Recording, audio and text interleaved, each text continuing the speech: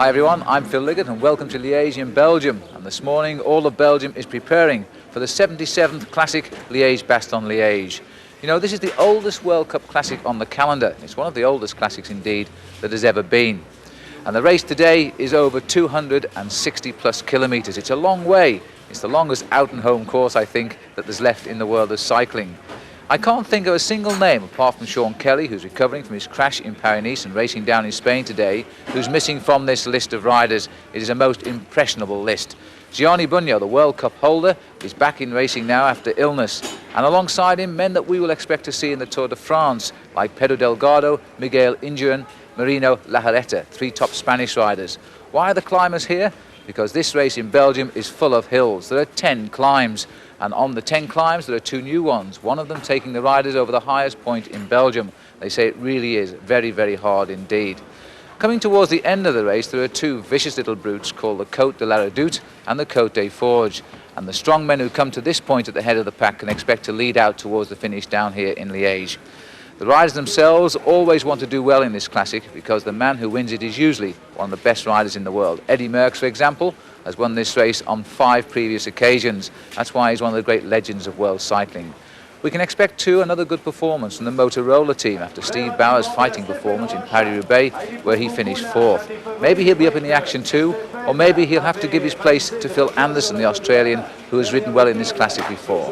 Other riders are here too, like Greg LeMond of the United States, who's proved to the world he can win the Tour de France and the World Championship, but everybody still waits for him to win a classic race. This race could be the one. 26 of the world's finest cyclists line up for the start of Liege Bastogne Liege. Among them Stephen Roach, who's had a 2nd and a 3rd in this event, still awaits the win, and this year his form is good. Claude Coquillon, a professional who retires at the end of a 13-year career, has never won this race virtually in his own back garden.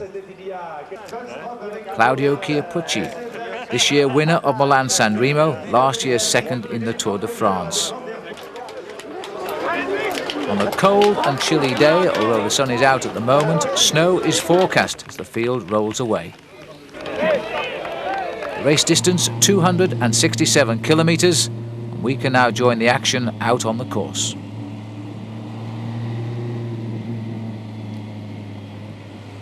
So the race story so far: Thierry Bourguignon from the Toshiba team broke clear this morning at Houffalize with 62 kilometres of the race covered.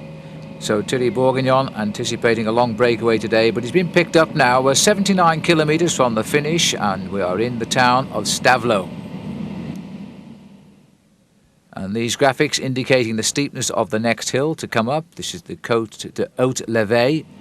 Steepest gradient of 12% coming right at the start of the climb, a very narrow approach indeed.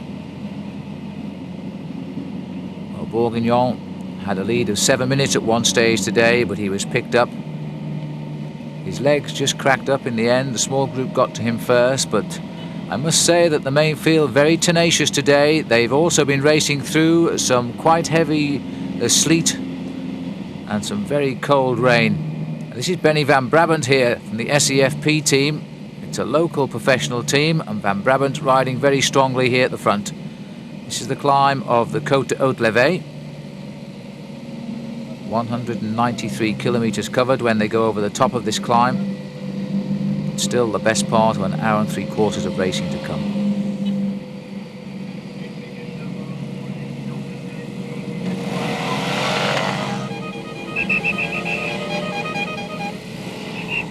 Well, Van Brabant is trying to keep the pace up here, but the whole field has come up alongside him.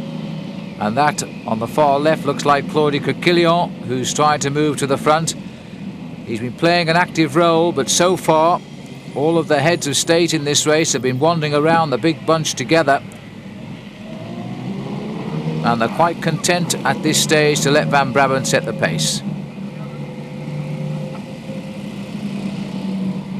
No one in the lead now. Everybody has been swept up. There's been a few attacks since the capture of Thierry Bourguignon, among them Maurizio Fondriest, Derek de Wolf, and the champion of the Soviet Union, Dmitry Konyshev. They've all been brought back, and Coquillon's settling in now. After his great second place in Flèche Wallonne the other day, the Belgians here have come out in force to hope that they will cheer home their national champion. This is the one race that Coquillion has tried but never won. I think his best chance, quite frankly, was when he was away with Stephen Roche back in 1987. And that was the last year that Moreno Argentine won this race. And Stephen Roche and Claudio Coquillion spent so much time towards the end arguing with each other as to who was going to set the pace that Argentine came from absolutely nowhere and beat them both to the line. And look at this strong attack now on the Haute Levée by Coquillion. He's absolutely opening a gap here. This is exactly what the crowd were hoping to see, and Coquillion has faced some pressure this week. He's been at the headlines of every national paper here in Belgium, and they've all been saying that Claudie will not let us down. We rely on you, Claudie. They call him Crick the Lion. He turned professional back in 1979, and at that stage, I must say, he looked like a future winner of the Tour de France. And that's another thing. When he does retire this year, that'll be one of his sad memories, the fact he's never won a stage in the Tour. But look at this, Moreno Argentine has pedalled up alongside him, and didn't he make it look easy? Argentine winning the Flèche Wallonne for the second time earlier in the week. He's now searching for a fourth victory here in Liege Bastogne Liege. World champion in the United States in Colorado Springs back in 1986, Argentine. And Coquillion looks across, doesn't seem too concerned, almost as if he expected to see the Italian alongside him. And now the Italian is continuing what Coquillion has started here as we head up towards the top of the Haute Levée.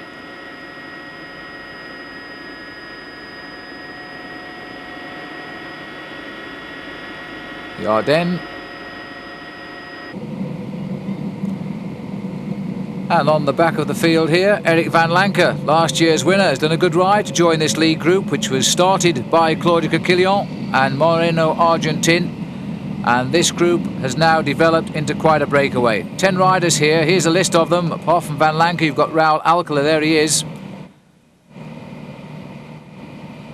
And Johan Bruneel from the Lotto team, who's settling in now. We're expecting a lot from him this season, especially in the Tour de France. Liege Bastogne from the class team from Spain. Miguel Indurain, he's been sick, but he's put this race down as one of the races he wants to do well in this year. Well, he's made a good start now, hasn't he? And Marino Lajareta, Spanish leader of the Once team. There's the rider who started it all, champion of Belgium, Claudio Coquillion. And this now is the big selection, I think, in this year's Liege Bastogne Liege. There is a group chasing behind, which includes Phil Anderson and Charlie Motte, and they're running at around 45 seconds to a minute back. Oh, well, there we are. There's confirmation. 1 minute and 5 seconds to the Anderson group. Setting the pace at the front now, Rolf Sorensen, the leader in the World Cup competition. This is round number 4 this year in the competition. Sorensen actually finished Paris-Roubaix last week, which was something he was aiming to do. He was outside the World Cup points, but it was his 4th attempt at that race, and he hadn't finished the previous 3 rides.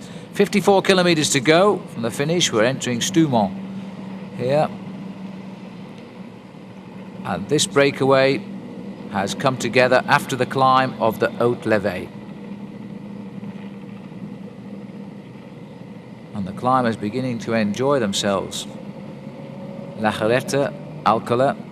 There's Sorensen taking a break at the back. What a great start to the season that man is having.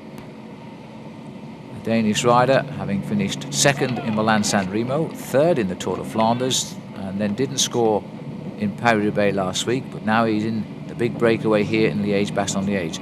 Little caps in the bottom there indicating there are still 4 of the 10 climbs to come. There's Liege Bastogne dropping back a little bit, but all of these riders still content to work together. From what I can see, none of them are acting as a passenger here. They're all going through, doing their work at the front, swapping around the pace.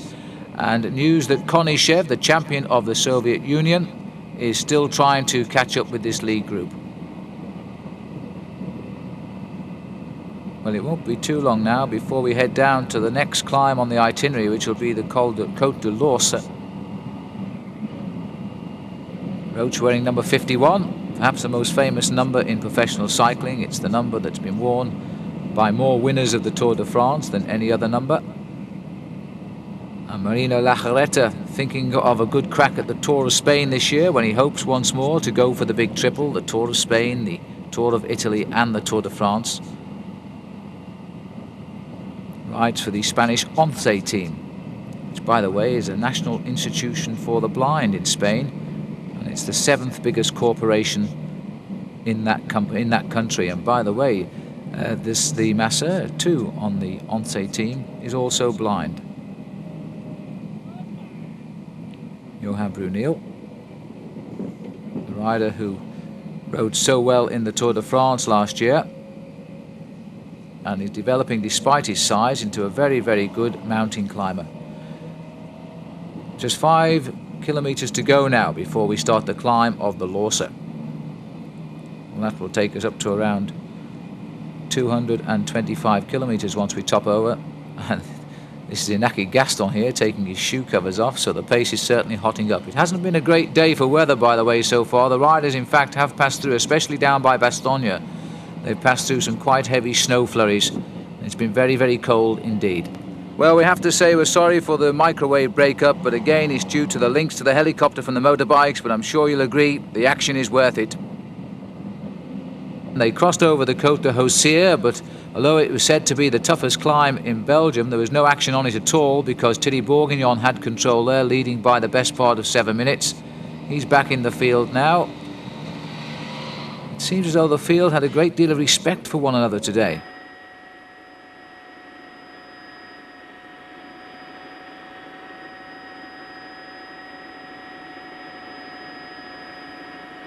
Heading on to the Lorsa now. And there is the full group that we're looking down upon. The main bunch, or what's left of the main bunch, is racing at around 1 minute back.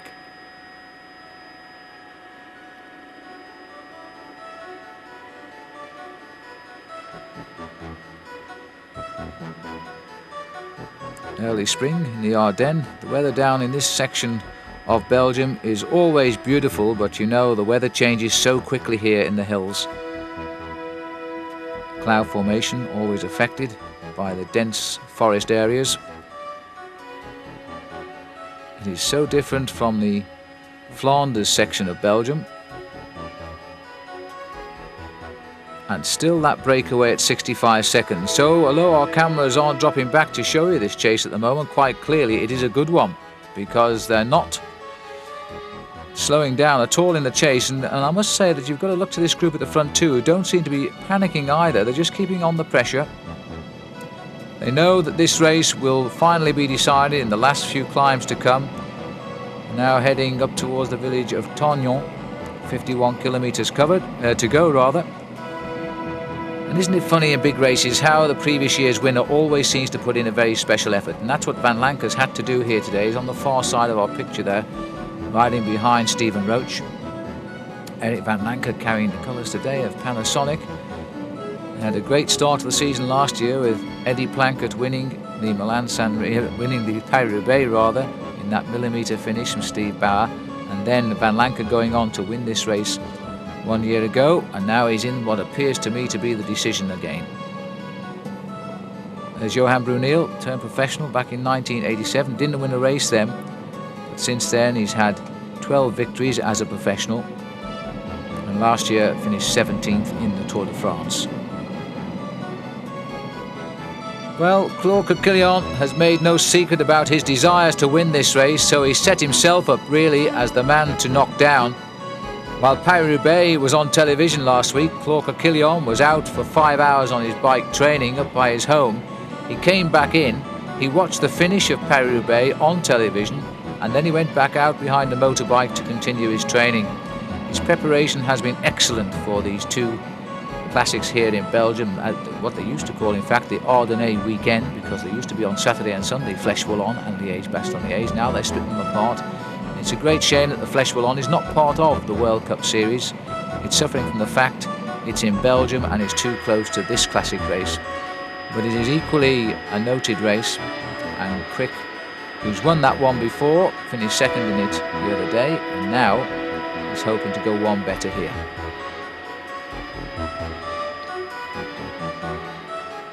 Everybody continuing to work well together. The climb still to come, the Côte de la Redoute. And we can look at the map here, you see the flashing going on at the top of our picture. That's where we are at the moment, at the Lorsa. We're now leaving the heart of the Ardennes around Trois Ponts. It's a magnificent area. If anybody wants to come over here and go just cycle touring, it's beautiful. This is the climb here, 12% gradient, you see, an average of 5.6%. Takes them up to a height of 415 meters. Van Lanker keeping his knees warm, I note, from the cold weather today. No sign of any passengers at all in this group. Lotto have the strength with two riders here like Ariostia. That might prove decisive as this race comes to an end. They've got the opportunity to counter-attack. Miguel Indurain, who started the season hampered a little bit by illness, and Stephen Roach looking good. And the same too could be said of Eric Van Lanker, Raul Alcala. The PDM team have not had a great deal of success at all this year yet, and it's strange, but I feel they're missing Sean Kelly, out since Paris-Nice because of that broken collarbone, the second year in succession where he's broken his collarbone very early on. Last year it was in the Tour of Flanders, a silly fall on a sharp corner, and this year it was a crash in Paris-Nice.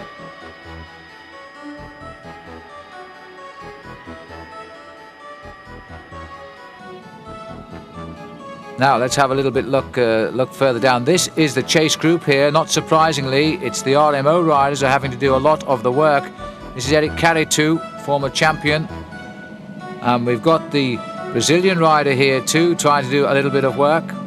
Mauro Ribeiro on the RMO team. And this is Dufaux, a new professional from Switzerland. Well, they're still in with a chance, but they're going to have to close this down very, very quickly. This is the group, in fact, which Phil Anderson is in, but I can't see Phil at a glance here. There's still quite a few powerful riders up in this group. Michel Dernisse, I can see, back down in the centre there for the Wyman colours. But the RMO are the big losers at the minute.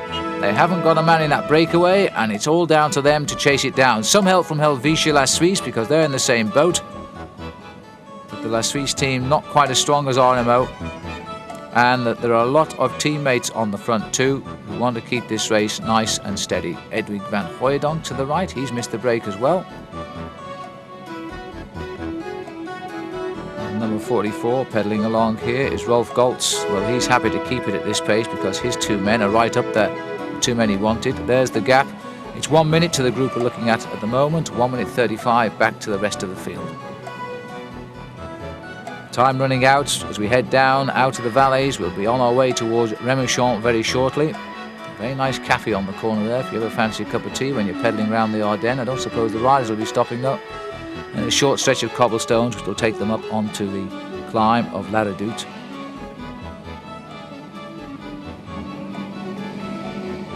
Rolf Goltz, also a man that seems to be refining his form. Change of teams for him.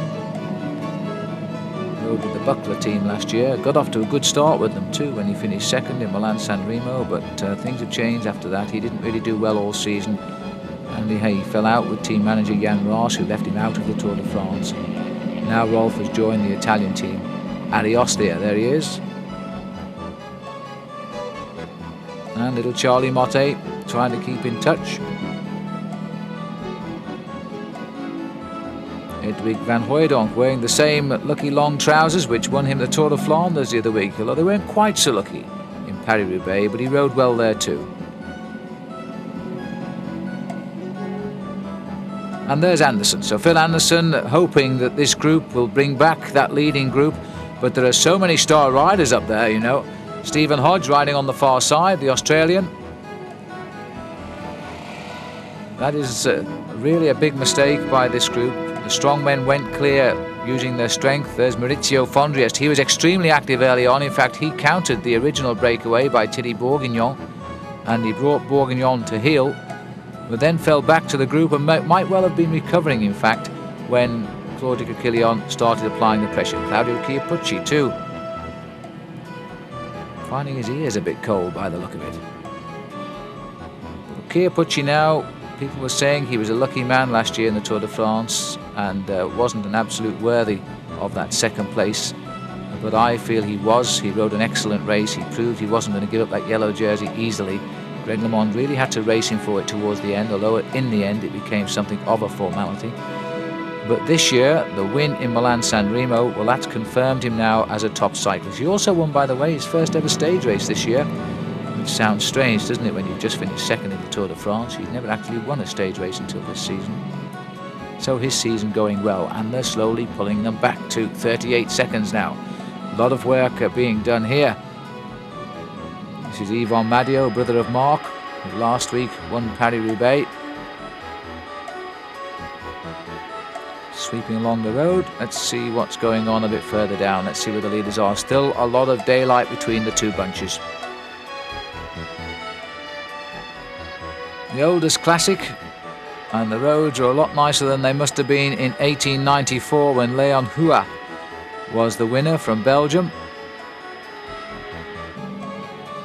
That race then was 223 kilometers long, but we've come on a bit further since then now. This one is 267. And shouts there for Alcala. They spotted him in the breakaway. Liege Bastogne, former teammate of Sean Kelly. And the grand old man, his hair's as grey as mine is. Marino Laggiaretta. He rides a bike a bit better. Brunel and Indurain. What a lovely style Miguel Indurain has. Remember him on the mountains in the Pyrenees last year when he took on Greg LeMond for that finish at Les Ardennes, and he sprinted away to the stage victory. Always rides well in the Pyrenees, Indurain. Head to head, Italy and Belgium, and the two riders who fought out Flèche Wallonne. Walker Kilian nearest the camera. Moreno Argentin. Argentin, by the way, spent his winter in South Africa, and he gave the mechanic in the bicycle shop quite a shock in Cape Town when he rolled in with a pair of wheels and said would he true them, and he said, but excuse me, aren't you Moreno Argentin? He says, yes, I'm on holiday with my wife. And when the mechanic told the story to the cyclist who came in the next day, nobody would believe him that Argentin was actually there. They found him though, and they went training with him. But I must say that the professional riders have been saying all this spring that it's only a matter of time before Argentin wins a big race. He's absolutely flying, they keep saying, and he's proved that to us already because he won Flèche Wallonne so easily on that breakaway, lasting some 70 kilometres. Well, we're almost at the top of the Lorsa. Back here with the Van Hooijdonk group now, which is still making progress.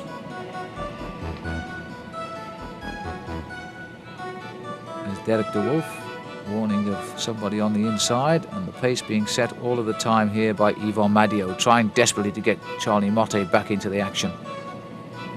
Goltz not doing anything to help, he's just sitting there antagonising as best he can, hoping that nobody else wants to take up the pace.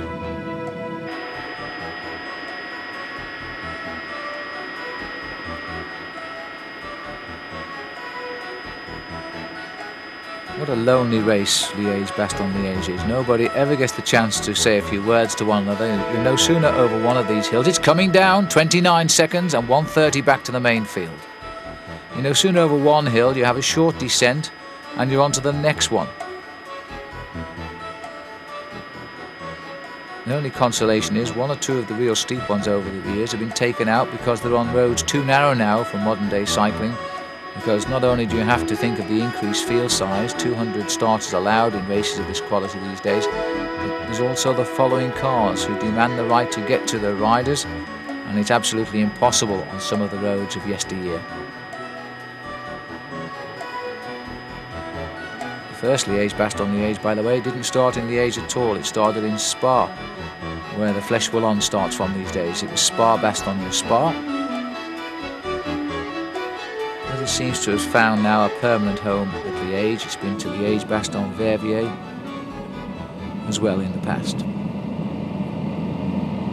of tree felling going on here. So we're going back up to this lead group.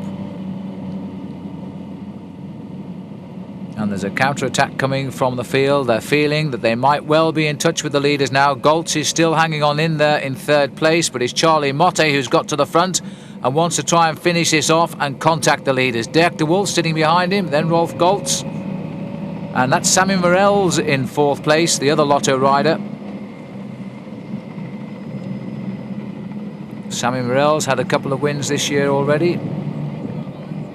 And a lot happier start to the season than last year. There he is. He was riding in the Tour of the Americas last year, crashed badly and broke his leg, and that delayed his continuance of the season. Van Hooijdonk is here as well, anxious to also try and bridge this gap. Buckler could do with a man up front. At least the pressure's off a little bit, because Jan Roos was demanding a classic win for the team this year, and he finally got it with the Tour de Flanders win by Van Hooijdonk. And there's the Buckler team bus there. Betcha Van Hooijdonk would like to be inside with the heater on right now too. 24 seconds, it's coming closer. Stephen Hodge, another Australian who settled into the big time. It's only a matter of time now before Stephen Hodge gets a real big victory. He's a very talented rider. And number 18 sitting in the back here is Gerard Rouet, just off our camera at the moment. New team for Gerard this year, from coming over from the French teams, joining Helvetia La Suisse alongside Paul Cockley. And number 105 here is Laurent Jalabert. We just missed him, but Laurent Jalabert, there he is. He is also, well, everybody seems to agree, he is the best of the new crop of French riders. He can sprint and he can stay. In other words, he can attack on the flat. Let's go back up and have a look at the leading group. Still working away. It's looking a bit as though they might get picked up now, though. Van Lanker is doing a fair share of the work. Coquillon is never far away from the front. Raoul Alcala going through. Lacherette.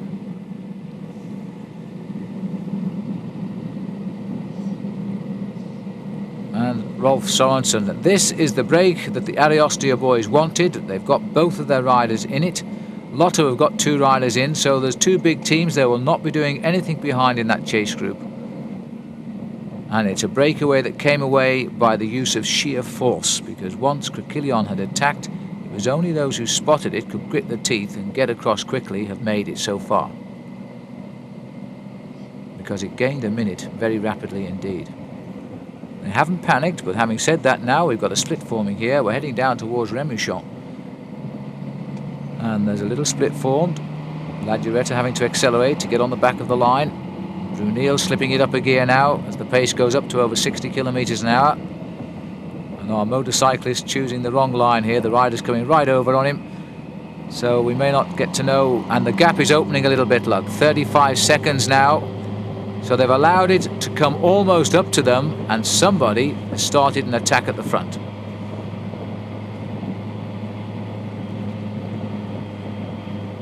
For much of the way, this course is really a figure of 8, dropping right down to Houffalize, where it goes round in the circle and back into Houffalize, and then it goes off through Stavelot and Francorchamps, and then comes over the Lorsa, where we've just seen. And we're now heading back up more or less in a straight direction to Liège. And that breakaway is not as happy as it was. There's a lot of riders now trying to get clear, are anxious to break it up. You may have felt it was just a little bit too big. 37 kilometers to go. We're located at Aze.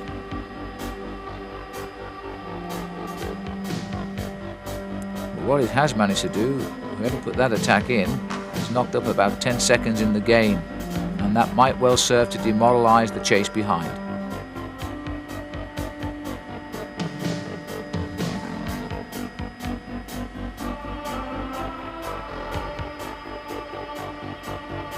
Three climbs still to come, so the next one will definitely be the Côte de la Redoute, then we'll go on to the Côte d'Ornay, and finally the Côte des Forges. And then it's all downhill to Liège. And this group is still not getting clear of that chase group, although the chase group behind is thinning out a little bit. But Phil Anderson is still there. And there is the information, the next climb to come, the climb of La Redoute. It starts, in fact, as we just snick into the edge of the town of Remouchon. It's a lovely little town. It nestles in the mountains, has an enormous viaduct that crosses it, carrying the main autoroute into the Ardennes and out to Liège. The town itself still largely untouched.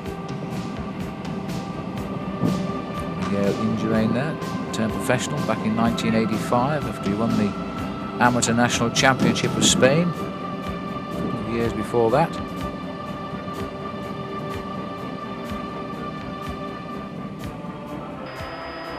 And let's have a look back at the group. There's Charlie Motte, and he must be beginning now to be feeling a little bit frustrated because they're not getting any closer. We're back into Remouchon here, and that to me looks like Sorensen has gone clear of the lead group. It's a white jersey.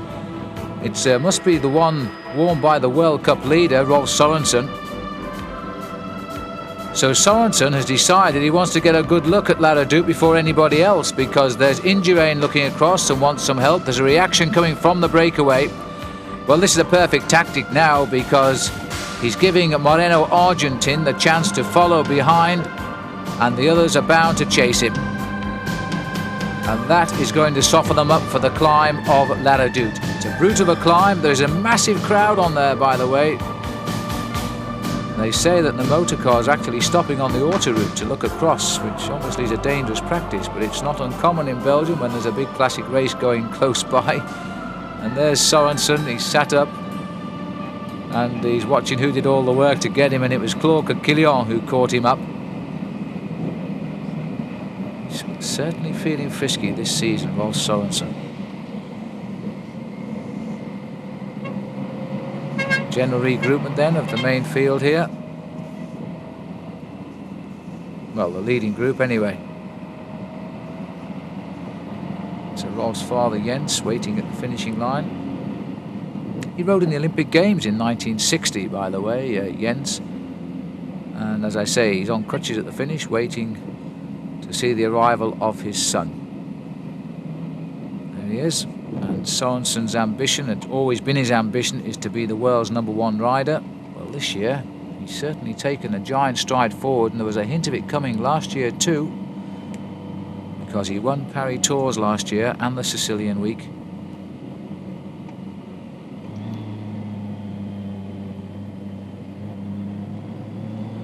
These counter-attacks are taking effect. 35 kilometers to go. Hawaii, which is the big town, before we race along the valley, just a couple of kilometers then to Remouchon, and then we're on to La Redoute. It won't hold any fears for men like Eric van Lancker there and Marina Lajaretta. They are climbers. Virtually every rider who has ambition in this race today has been out on the course this week, checking out the roads. The two new climbs didn't make a great deal of difference to the race, because everybody's afraid of the end of this stage, and that is the last couple of mountains towards the finish. And so the two new climbs, quite frankly, are just a little bit too far away for them to concern themselves with them.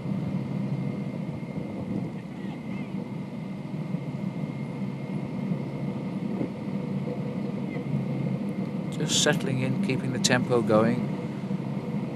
After that little flurry of activity there, Sorensen seems to have controlled himself now. He's sitting in the group. And there's Inaki Gaston. Spanish riders are doing well in this breakaway, aren't they? That's where we are, and that's where we're going, up towards Liège. Redoute, Ornay, Forges. 3 climbs left still to come.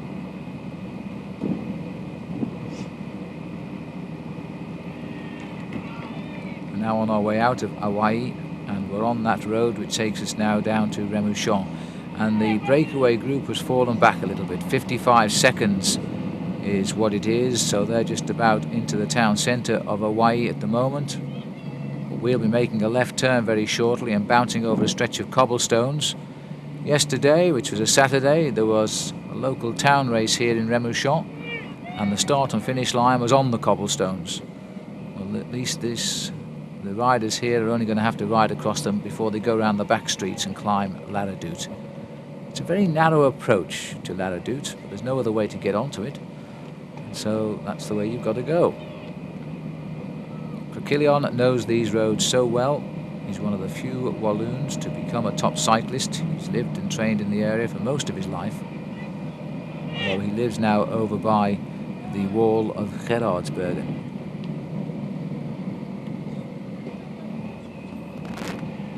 Sorry about a little bit of picture breakup. It's all to do with our technical link up to the helicopters and the motorbikes, which then put the signals down on the finishing line, so we can all see the pictures, and occasionally buildings or bridges, and in that case it was that bridge over the road, breaks the link for us.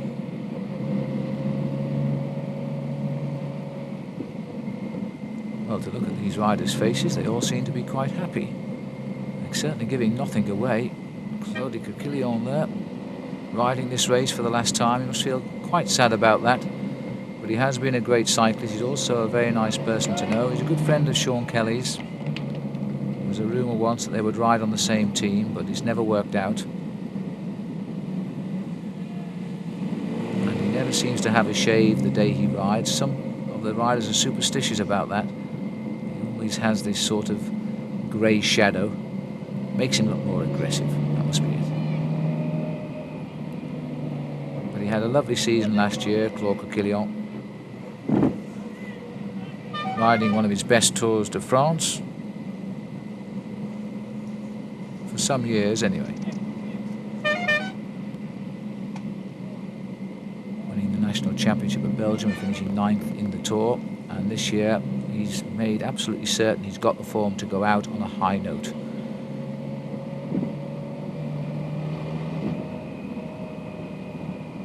And Stephen Roach deciding it's time to take off the old arm warmers.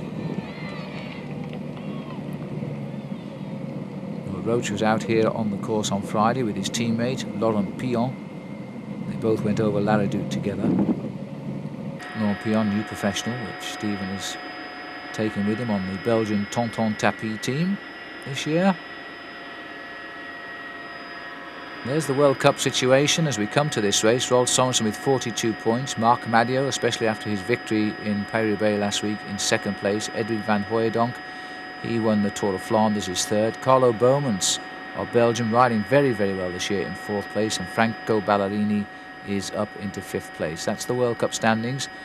The first 20 riders on the stage today will receive points towards that World Cup situation. And Sorensen is doing himself the world of good right now because he's in this winning breakaway. Well, if it is a winning breakaway, he's certainly in the leading breakaway anyway.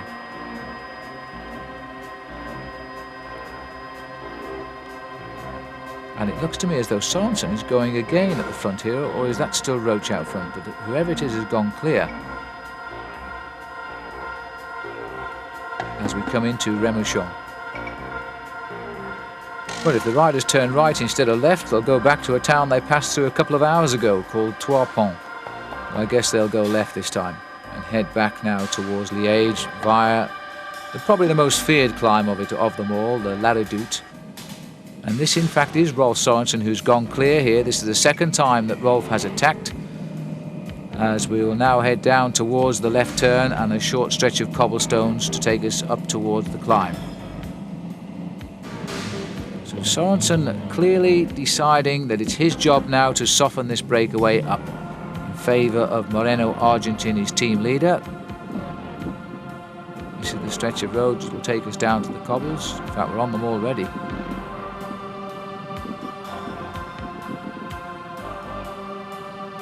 All 2 parked cars, surprisingly, been allowed to stay on the route of Liege Bastogne Liege today. It's not usual to see that. But a nice little crowd here. This is a very nice holiday village in the height of summer. At this time of the year, everybody comes to witness the passing of Liege Bastogne Liege, the gateway now to the last 3 climbs, and always the most crucial. Sorensen here has a lead of about 15 seconds. There is the Brute, 20% its maximum gradient, and it takes you up to only 292 metres, but what a way to go with an elevation of 161 metres. And Sorensen wants to see it first. He's not the world's best climber. In Milan-San Remo, he was in the lead with Claudio Chiappucci this year, and he found the Poggio climb was one too many, which comes just before the end. He was dropped by Claudio Chiappucci, who went on to win at the bottom of the hill. So Sorensen doing the next best thing today, that's getting out in front. If he does lose ground, at least he'll be still with the leaders when they go over the top. That's the theory. Now, as you go under the auto route here, you make a sharp right, and that's where the climb really starts. And there's the cars we'd heard about, and they certainly have stopped on the autoroute to look down at the race. And there's the right turn for Sorensen when he comes under the bridge. It's quite a good lead he's got too, isn't it, over that chase group. It's a good start to the climb for him. So that leaves 9 riders in that chase group. Sorensen here, now on the steep section of the climb. And the crowd, we understand, enormous on the climb. Check on progress by Rolf, 21 seconds. Very, very good lead at this point. Gradient not too bad here, but it won't ease up now for a couple of kilometres. In fact, it'll get steeper very shortly as he gets around the corner. This is back with the chase group. Liege Bastogne sitting at the back along with last year's winner, Erik van Lancker. Johan Bruneel, Lachrette in the yellow, Raul Alcala. And there is Argentin and Claude Coquillon. They're both near the front and setting the rhythm along with Stephen Roach. Far side, Miguel Indurain. What a select group this is. Some of the world's great names, some of the riders we hope to see in action right at the front in this year's Tour de France. One name missing, of course, that of Greg LeMond. He really does seem to struggle to find the early season form that might finally win him the Classic, which he's never done. Until he does, of course, you can never compare his performances with that of Eddy Merckx.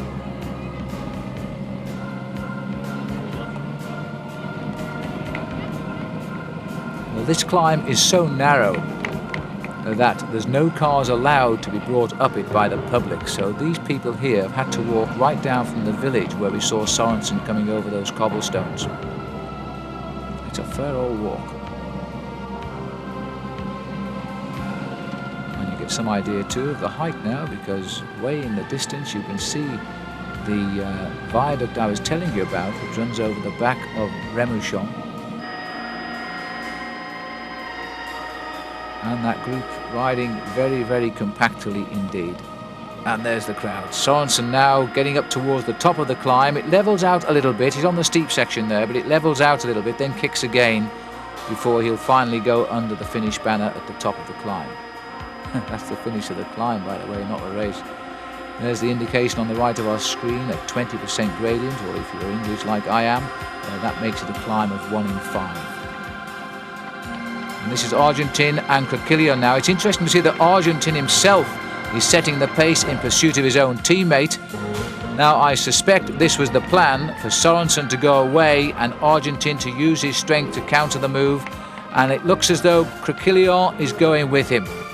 And this is a superb piece of riding by Claude Coquillon, because this is the one climb where you've got to start reducing the size of this breakaway. Coquillon is not the world's greatest sprint finisher, and he'll want to shed quite a few of these riders if he can. And this is a powerful piece of riding by Claude Coquillon.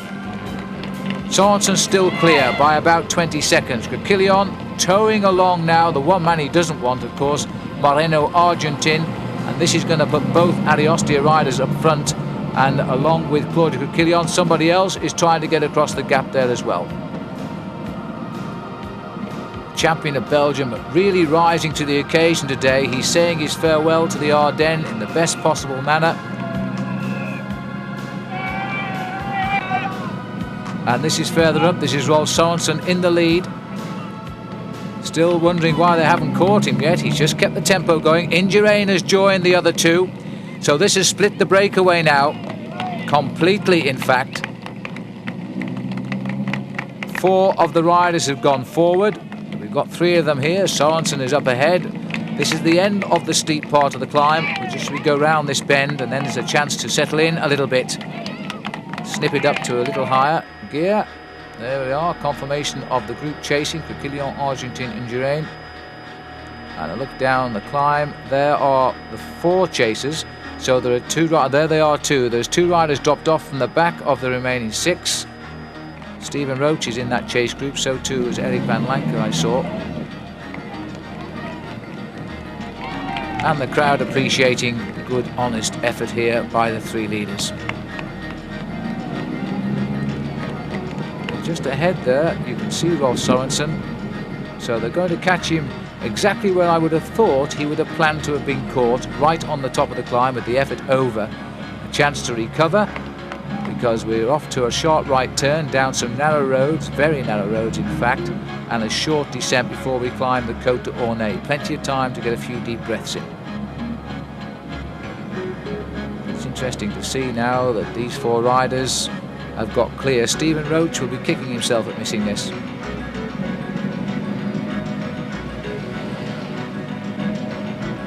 There is Sorensen, and they're coming right up alongside him. He won't be too unhappy. I don't think Rolf attacked at that point to think of winning the race. I think he attacked because he wanted to make sure he could climb over the top of the La Redoute, at least with the leaders, and that's exactly what's happened. Look, he's under the top of the banner there, which is at the top of the hill. He's now rejoined by three more of the breakaway. Indurain is the first to him, followed by Claudy, and then Moreno.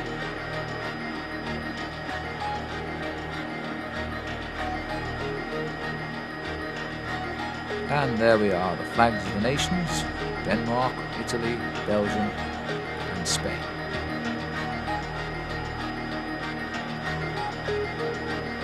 Look down the road and see what's happened. They've opened a reasonable gap, but it's not over yet by any manner of means. That's about 10-12 seconds. I wouldn't think it's much more than that. Well, I can see Stephen Roach and I can see Eric Van Lanker down there. Oh dear me, the motorbike rather spoiling the chase here, and is getting far too close. It's always a problem. And this is the narrow stretch of road I was telling you about, just 27 kilometres now to go. Rouvray is where we are.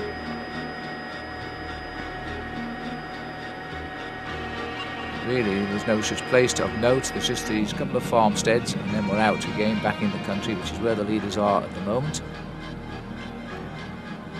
And they're straight back into the stride here, and Sorensen is looking very, very strong today. This has been one of his finest rides, and he's pulled off one or two in the last 12 months racing.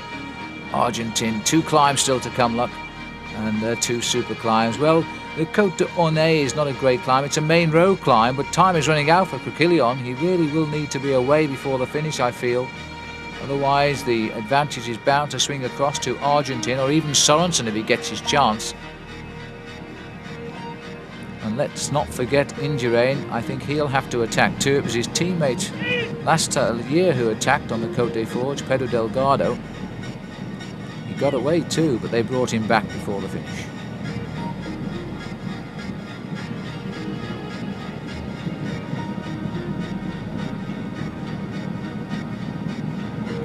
There's Rolf. Started off as a pro when he was only 20 years of age, Rolf Sorensen. He finished 9th in Milan San Remo in 1986, but he never won a race at all that year.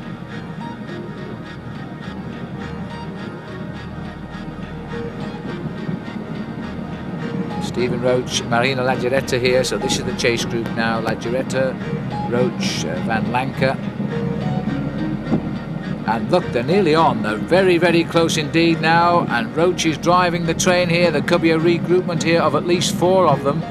Alcala is the other one. And so that means that Brunel and the Liege Bastogne have been shed on the climb of La Redoute, and as far as we know are out of the hunt now.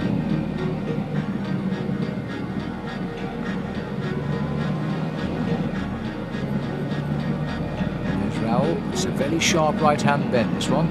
Well, they made it, and then they'll run out onto the main road. For a moment or two, they'll have a good road with a strong descent down to the start of the climb of the Côte d'Ornay.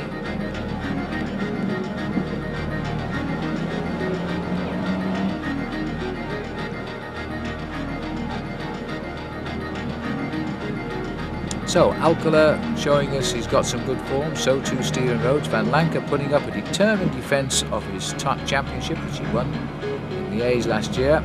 We're back up with the leaders now, and they seem very cool indeed. This is Argentine taking the last bite of the day and washing it down with a drink before the finish. 25 kilometres to go. Claude Coquillon now set to leave the Ardennes on a high note.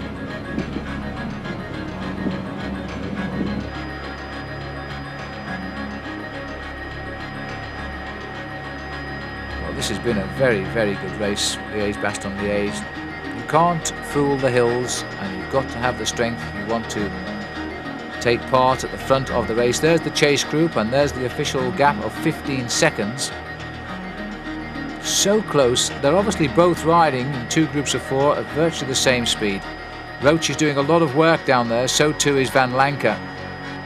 And if only they could just close that gap. Sprimont is where we are. 24 kilometres from the finish. Miguel Indurain here sitting at the back. Now I wonder what he'll try Indurain, because he's been the quiet man of this break. He was the last one to get across to it. He also is not a fine finisher, so he'll need to break clear, and time is running out. Looks like the last assault will have to come on the Côte des Forges. Stanocker will be watching over them in what is a magnificent memorial to the great Belgian cyclist of the 50s. And 1.3 kilometres before the next climb.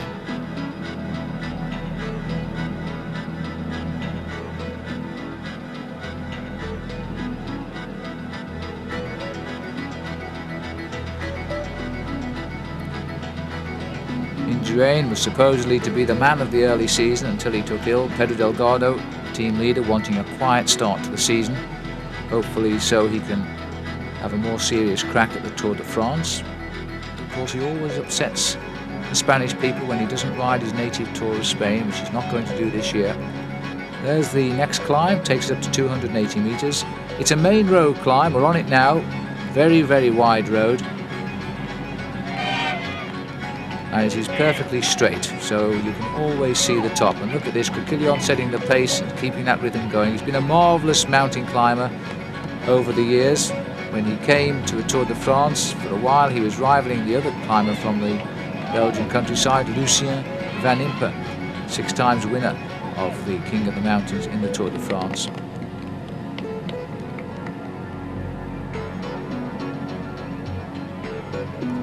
Looking down, he must have seen that chase coming up surely on this long straight climb. They're just keeping the tempo going. The attitude seems to be the others can catch us if they can.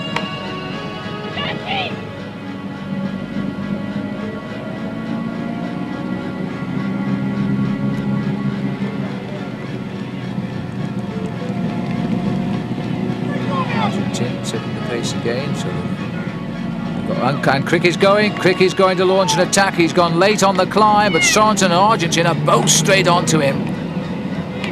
Well, Crick has kicked hard there, but Argentin has come rather arrogantly up alongside him again. His face hasn't even altered in expression.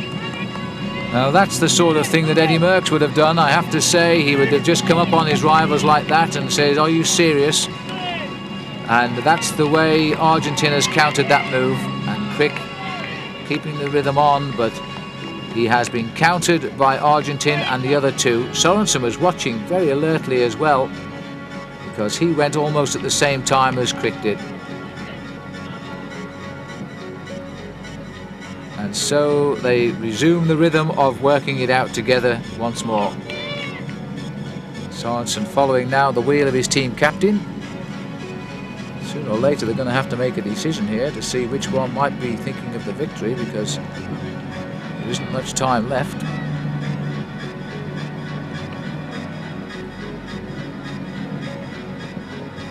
I think Miguel Indurain will be feeling very pleased with his performance today too. This is back in the chase group. Raul Alcala doesn't seem to have done too much work in this group since he came across, because each time we rejoin the group Raul is sitting at the back there, so too Lajaretta.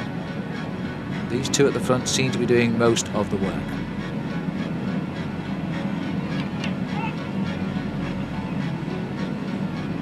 Lanka and Stephen.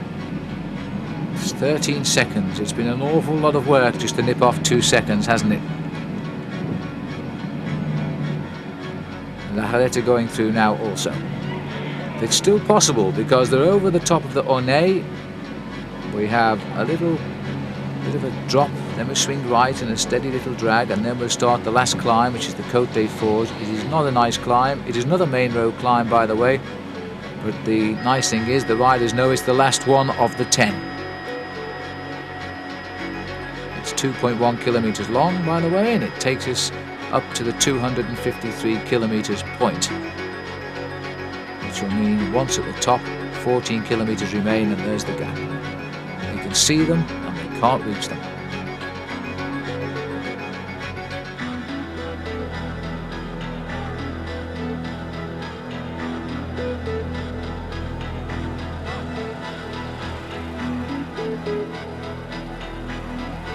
Well, it's been a long time since we've seen a good hare and hounds pursuit like this. 3.3 kilometers to the forge.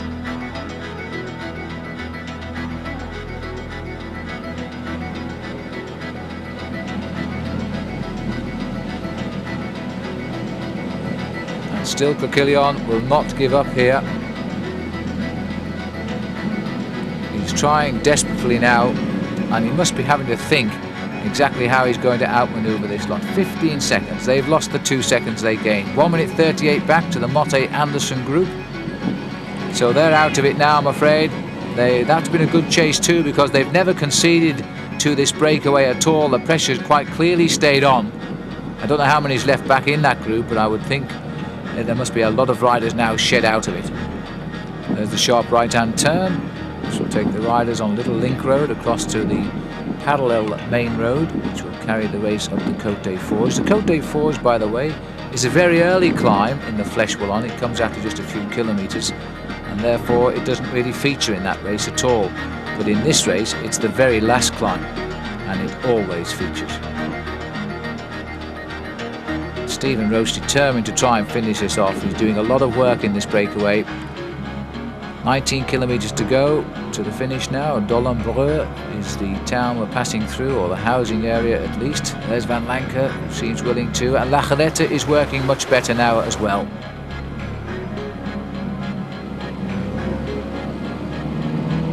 These are the 4 leaders.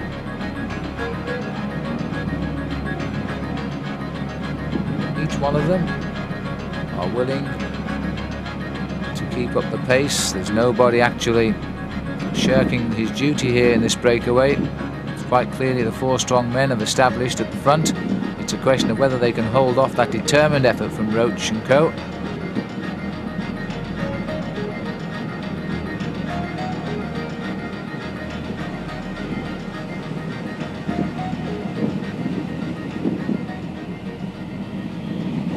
th time that Liege Bastogne Liege has been held, and the weather at least is staying quite kind towards the finish for us. 16 seconds. It looks as though we may have now witnessed the cracking of that Roche group.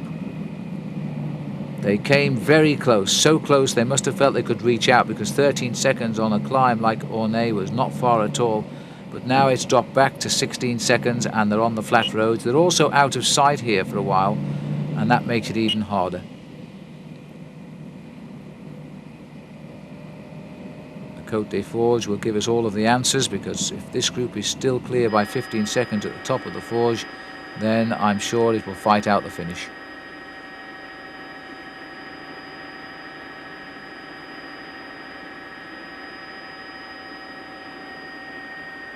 Moreno Argentin has all too often showed us the great sprint finish he has. He knows if these 4 come down together, it must be swinging in his favour. He's the hot favourite. That's where we are now, heading up towards the final climb of this year's Liege Bastogne Liege. Climb number 10.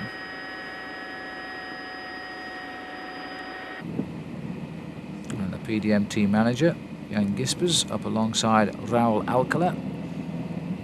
And I wonder if he said to Raoul, look, just make a big effort and get across to that gap. You've nothing to lose. There's been no shortage of firepower out there from Stephen Roche. And you saw that gap open. Raoul just let Roche go in. And now Walter Plankert having a word too with Eric Van Lancker. We're on the Forge now for the leaders, and there's a lovely crowd here enjoying the climb. Unfortunately, I don't think we'll see the actual monument of Stan Ockels because of the crowd. Takes us up to a height of 301 metres. A big crowd here. They've all come out to see the kill, I suspect. Well, it's a pity that we won't see the memorial to Stan Ockels because of the crowd, but they're over. The memorial is over on the far right by the finishing line. But this is the last chance now for Coquillon. He's setting the pace too.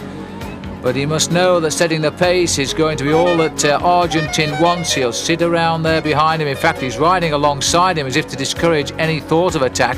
Indurain also riding close too. And the weak link appearing to be Sorensen, but having no problems sitting there at the back of the four. But Indurain pedalling a visibly lower gear than the other two.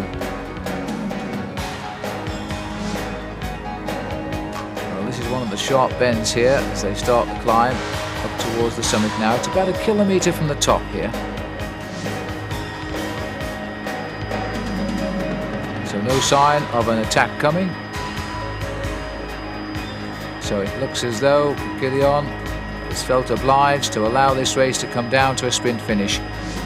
His big attack coming on the Côte de la Redoute, and he failed there. Now there is the chase group. It's a long way back now actually, because this is quite a steady drag, and I would say around 18 seconds that gap. 4 of them still together, and Indurain dictating the pace now. Sorensen looking good once more.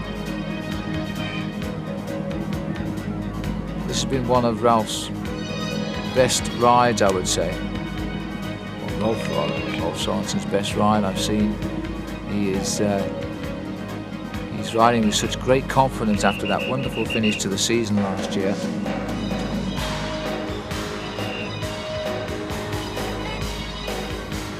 And just look at this too, he's even causing a little bit of pain up here. So Sorensen stretching, and Coquillon marks him very, very quickly indeed. Taps out the rhythm alongside him. And the face on Argentin really looks as though he could play a game of poker.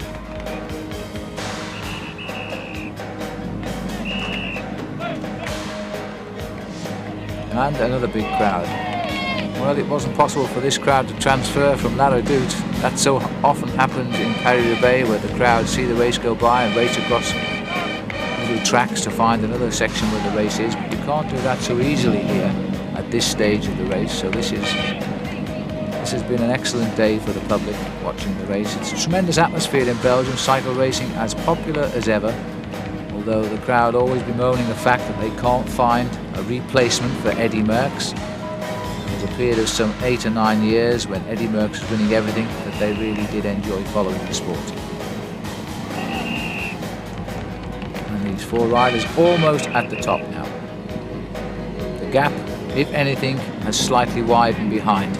So we're looking now at the 4 riders who are going to fight out the finish of the 77th Liege Bastogne Liege. And Rolf Sorensen, the World Cup leader, is in a tremendous position now to go towards the Amstel Gold Race with a big lead in this competition. And after the Amstel Gold Race, you then go into the big tours, which of course aren't part of the World Cup, and then the World Cup is resumed with the Wincanton Classic in England.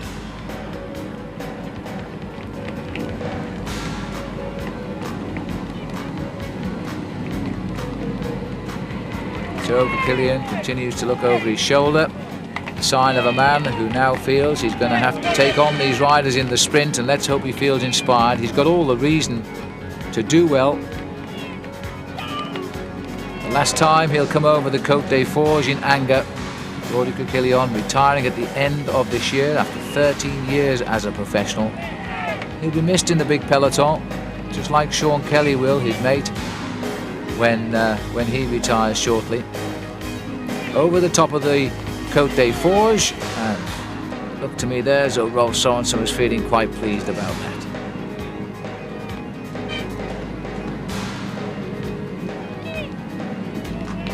Now, what are the 2 Austria boys going to do? This is the second group here. Van Lancker still riding well, and Lacherette, Raoul and Stephen Roche.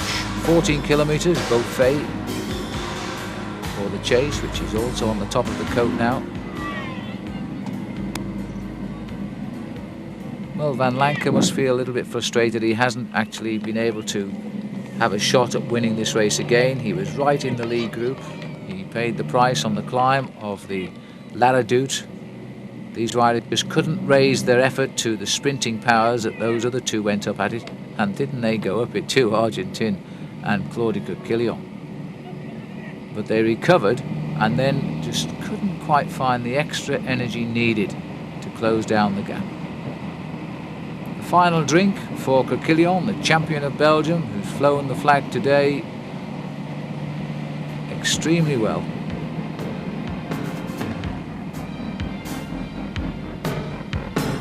There's nowhere left on this course now for Crick to attack.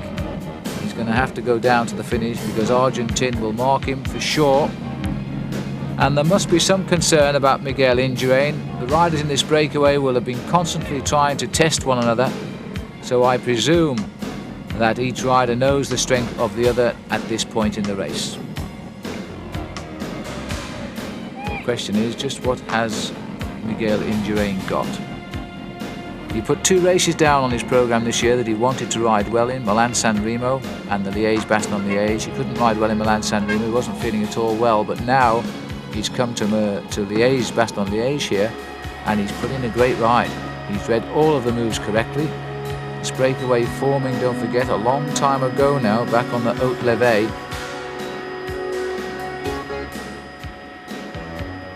And of the original 10, we're down to just 4.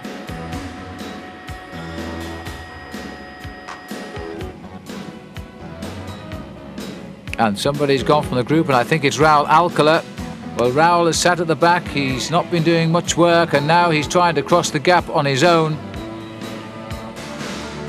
But it doesn't quite look as though he's firing too well, and in fact it's Stephen Roach who's bringing him back.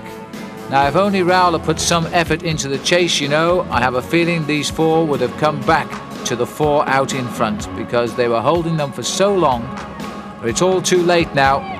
Alcala's back in that chase group of 4. And we're heading on down towards the finish in Liège, the sharp right turn at the bottom of this road, and then we're heading towards the quay and the finish line. Coquillon is going to have to sharpen his sprint now and take on these 3. Indurain, he might well try and attack before the finish, Miguel, because I don't think he'll have any confidence at all in the sprint. I'm not too sure where he can attack now because we've only got this flat run into the finish. The finish is actually about 200 metres from where we actually started this morning. We've gone completely around the Ardennes. 23 seconds and 2 minutes, look, over 2 minutes now back to Phil Anderson's group. Roach group of 23 seconds. They won't be coming back today. The next time they'll see these 3 will be when they look up to the finishing podium. It's only a question of which one will be standing on it. And I can tell you that the whole of Belgium, watching these television pictures, are just standing on the edge of their seats here. They just want, they're willing Coquillon now to win this race. But whichever way it goes, these last couple of races he's had in the Ardennes have been brilliant for him. He rode excellent, so well in the Flèche Wallonne, but he met a man there that was simply too good, Moreno Argentine. He broke away 70 kilometres in the finish. He fell off just round one of the corners on a very wet surface going downhill. And he must have only been leading at the time he fell by about 20 seconds, but he was up so quickly they never even realised he'd fallen off. And he went away again, and of course he won. Now Coquillon will be thinking of that, wondering just what he can do to beat Argentine at the finish today. Twice the Italian champion, by the way, and of course the world champion back in 1986, as I said earlier. He rode the Tour de France last year, but after winning a stage he also crashed out, and that ruined really his chance of the World Cup, which was won by his team, well, by his countryman anyway, Gianni Bundi.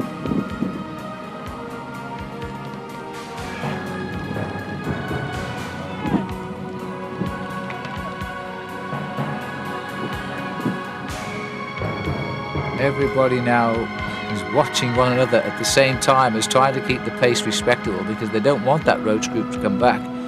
And certainly Crick will remember now the last time he was involved in a chase in a leading group was with Stephen Roach in Liege Bastogne Liege, and it was Argentine who came back because they started talking to each other about who was going to do the work to the finish. And as a result, of course, Argentine came and went and won the race. And this race still being denied Claude Coquillon. He finished second in 1986, 1984-5 he finished second, and he's also finished third, but he's never won it.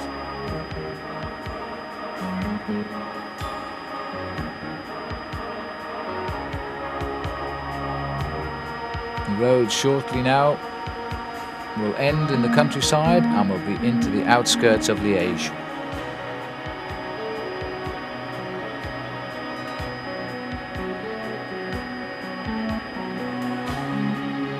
So we're almost at the finish, approaching now the 10-kilometre point. All 10 coats, little hills around the Ardennes are now behind the race for another year. And it's been a good race too.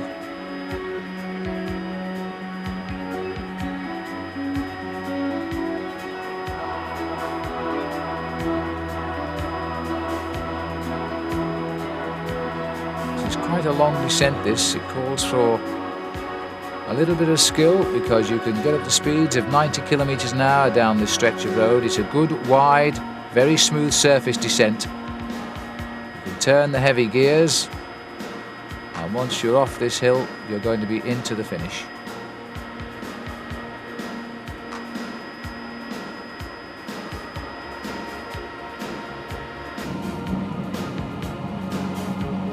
Still pedaling along at around 45, 50 kilometers an hour or more.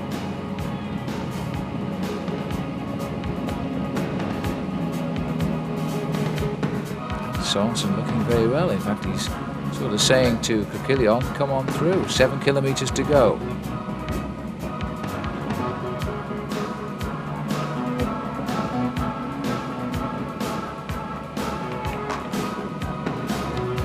Finished 8th in the World Championship, Sorensen, back in 1987. The same year he finished second in his own national tour, the Tour of Denmark. But his best win as a new professional really was Tirreno Adriatico, this race in Italy in the early part of the spring in March. And he's done that in 1987. He's turning out to be quite a rider for the classics because his first crack at Liege Bastogne Liege he finished 8th. And he was 4th in the Tour of Flanders, and he won the first big classic came his way when he won Paris Tours at the end of last season. Big sprint finish. Phil Anderson was involved in that sprint finish. But this year he's continued the form. 2nd Milan-San Remo, 3rd in the Tour of Flanders. Miguel Indurain sitting at the back here, he won his World Cup race last year too. The San Sebastian Classic, which is a very nice race in northern Spain. Big circuit, and it was terrifically hot weather then, and it was at that time too. I seem to recall Indurain was away with Marino Lajarreta. He got rid of Lajarreta, and right now he's done the same again, hasn't he? Because Lajarreta's in that chase group behind. Just 5 kilometers left to go now of the 264.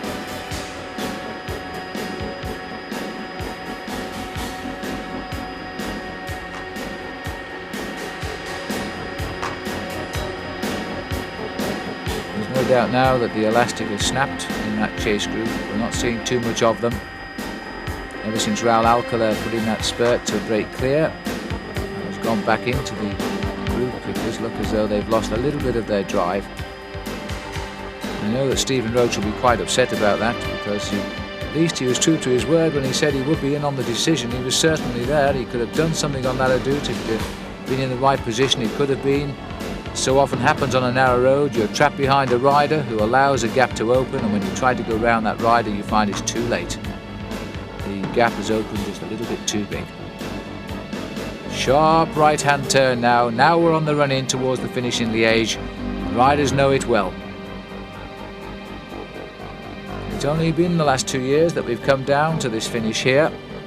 The reason being we used to finish right down in the centre of Liège, but it was not a good finish. In fact, it was rather a dangerous finish, and the riders are much happier with the organisation over these last couple of years, which has brought the race a little bit out of the town, but that doesn't stop the people coming out to watch the finish.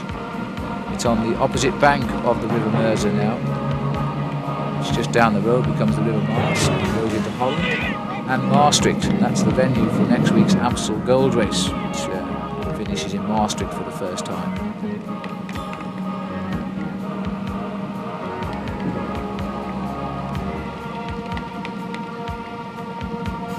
Well, it's unusual to see a breakaway becoming decisive without a Dutch rider in it, but that's the way it is today. And now the attacks are starting. And surprisingly, it's come from Moreno Argentin, who hasn't left it till the sprint. He's still about 1.2 kilometres from the line here.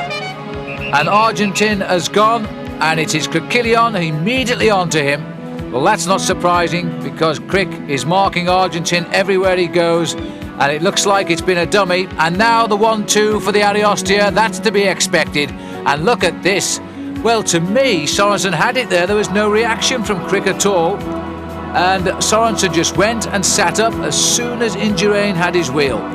And it's put now the team leader of the Ariostia, who's loosening off his left leg there, at the back of the group. Now they'll have to be careful here. If they start slowing down, then the chase group with Roach and Co will be on them. It's still around 20 seconds, that gap. And it's still a fair way to go to the finish too. Well, the one man I expected to attack didn't do so, Miguel Indurain. Instead, it's been Argentin, followed by Sorensen.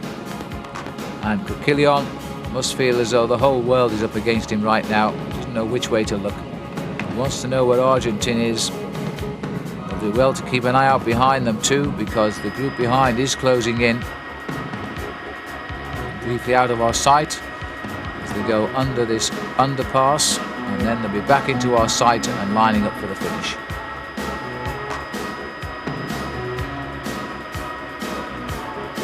Still no sign of the chase group there from our helicopter, and the four riders very much back together. Criquillon, the far right of the road now, almost toying with them, tempting them to come and get him. Then he starts to wind it up, and immediately Argentin follows him. Indurain looks for the wheel and finds it. Sorensen struggles a little bit and stays at the back. And Criquillon shrugs his shoulders. No, that was Argentin, and now it is Sorensen. Sorensen then goes down the right of the road now, and they've let him go. Sorensen has gone. It's left to Indurain to chase him now because of the rivalry between these two at the back. And Sorensen has gone now and could well be taking this. Indurain is about to catch him. So two riders, and again he sat up. So again he said it's almost as if he is riding this race for Argentin and doesn't want to go himself, because Criquillon seems to be content to mark only Argentin. And they're watching because they're coming, believe me, they're coming. Well, as they approach the finish now, this is still very much anybody's race. But they're about 12 to 15 seconds behind, no more than that, and Criquillon is doing well to be concerned. Argentin preparing for the final burst for the line. Indurain has been given the front now. Sorensen just tapping over there, keeping the pace at least a little respectable. They're underneath the 1 kilometre kite to go there. It's a long road this, it's an excellent finish, but it really is a road that must be judged to perfection. And Argentin again has got the position he wants at the back, but he can keep an eye on every one of them. Crick is just ahead. It does seem as though Sorensen is almost willing Argentin to win this race. Twice he's attacked, and twice, to me, he's had the break, but he's never pursued it. Heading up towards the finish now. And you see the official car has gone through, and he wants to pull out everybody behind. There they are, kicking them all out, because the group now is almost on their back wheel. It's about 10 seconds the gap between these four and the Roach group. So the chase after all these kilometres is now coming down to almost 8 men.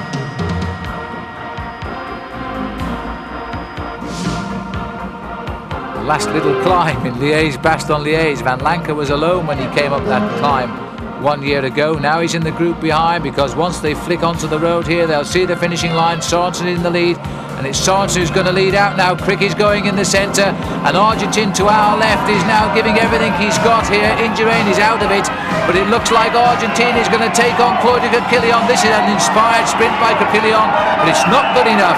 Moreno Argentin, and a salute there too from his teammate Rolf Sorensen, and a congratulatory pat on the back from Claude Coquillon. The same 1-2 that we had just a couple of days ago, and Moreno Argentin delighted. But what a superb ride by the champion of Belgium in his final Liege Bastogne Liege. You have to feel sorry for Claude Coquillon today.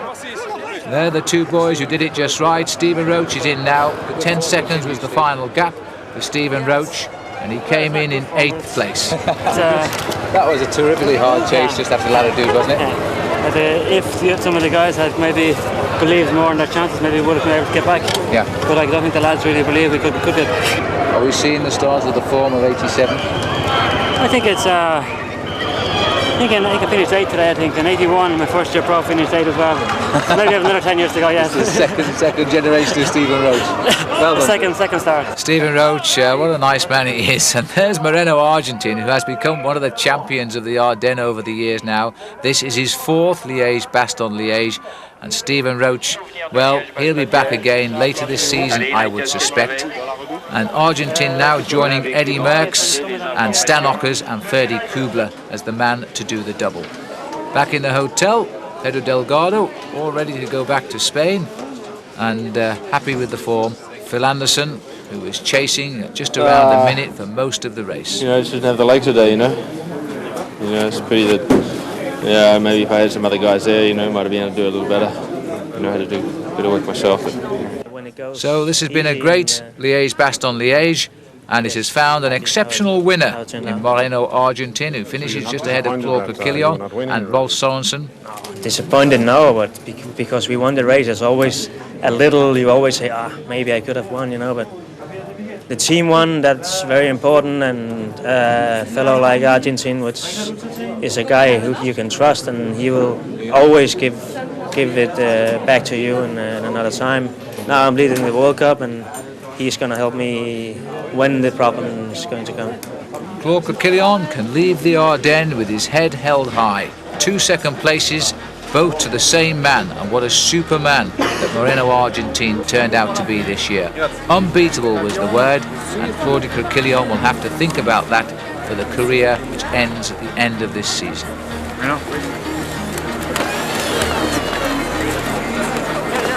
Here's the sprint again.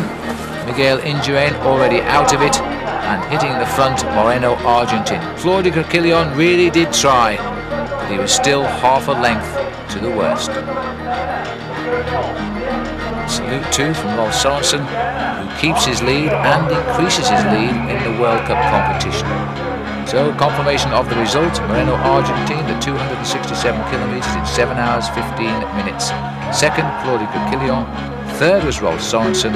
Fourth, Miguel Indurain. Fifth, Eric van Lancker. And sixth, Raoul Alcala. So from the Ardennes, and until the next time we meet, it's goodbye.